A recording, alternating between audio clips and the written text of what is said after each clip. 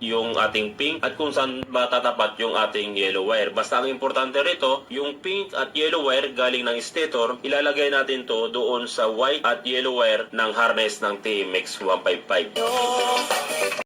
Ating stator. Ang susunod natin dito, yung blue na mayroong lining na white. Ilalagay din natin to sa blue na mayroong lining na yellow dito sa harness ng TMX 155. Yung blue na mayroong lining na yellow at blue na mayroong lining na white dito sa ating stator, ito yung magsisilbing pulser natin o tinatawag nating pick-up coil. Siya yung trigger ng ating CDI.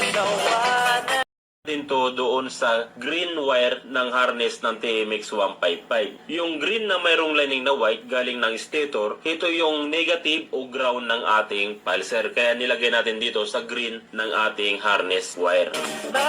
Lining na red o yung ating primary coil, ilalagay din natin to sa black na mayroong lining na red dito sa ating TMX 155.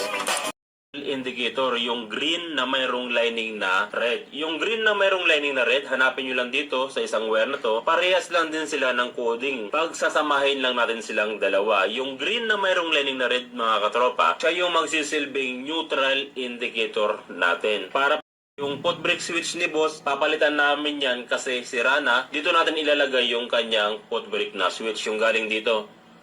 Yan, ito, medyo sira na to mga katropa, kaya ang gagawin namin, papalitan namin ng bago to, tapos ilalagay natin dito sa socket na